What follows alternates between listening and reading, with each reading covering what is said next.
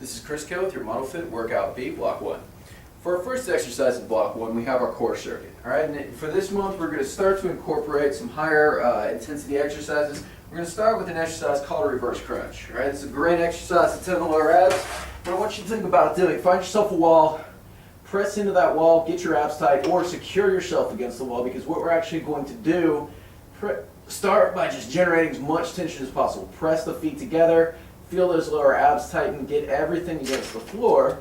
All right, press the knees together, and then we're actually going to extend out. And just think about using your lower abs to lift slightly off the ground and curl up into a ball. Keep the knees together, keep your abs tight, and keep this press going on the whole time. That's very, very important. We've got an extension out. Slow and controlled movement. I'm not moving quickly with any of these. So again, we got 30 seconds in that position. All right, so my torso is lifting slightly off the ground there. All right, now from there, we have a dead bug. Let's see, pull over with a leg extension hold. So what I'm going to do is I can either do this with body weight, meaning my hands are here. I'll show you two ways.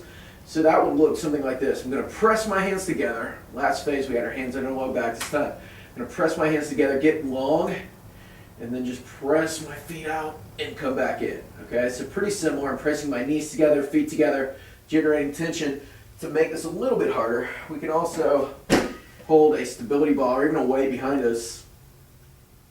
All right, and do the same thing. Keep in mind, the closer you are to the ground, the harder that's going to be. From there, we are going to move into our leg extension with a hold. So my legs are extended out.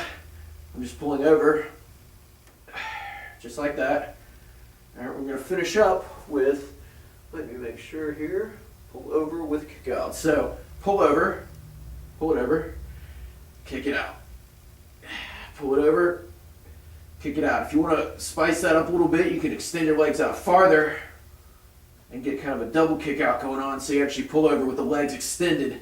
That's going to make that much harder. All right, now for our strength training, we have two moves today. We've got a one-leg RDL, okay, which looks like this, called Romanian Deadlift. But what I want to think about doing with this is pushing my back leg up behind me as far as I can. Okay, your back should be almost flat like a table with this. It looks something like this. So whereas with the kind of the bent leg deadlift, I'm keeping my foot a bit closer to the floor. I'm actually trying to keep it, as close to the floor as possible. I'm pushing my back leg up behind me as high as I can, and I'm hinging more at the waist as opposed to the knee. So knee stays over my toe. I'm just coming down as far as I need to get a good stretch in my hamstrings, and I'm coming back up. What I don't want to see is this, all right? When I come down too far, see how I start to kind of like my back starts to slump? We want to stay away from that. That's kind of, we're getting more into like lower back training at that point. So you want to move together as a unit, get everything as tight as possible, come down, get flat like a table, squeeze the glute, boom, come back up, all right? Now, at the same time, once we get done there, put the weight down for a second, rest. And then on the same side, we're going to pick that up. We're going to superset that with a one-leg deadlift. So you're going to pick up a lighter weight that you can do a bit more with, all right? A bit more reps, that is. Bend the knee a little bit more, come up and down. All right, and again, we're working kind of on two different areas of the backside of our legs there. So that should really give you a nice burn. Looking for heavier weight with the first, followed by lighter weight with the second. Perform the second exercise immediately after the first on the same side, and then switch sides. Put the weight down, take as much rest as you need, but do each side together. Okay, that would be my advice to you. So we have our core circuit, 3 rounds of 30 seconds of each exercise back to back.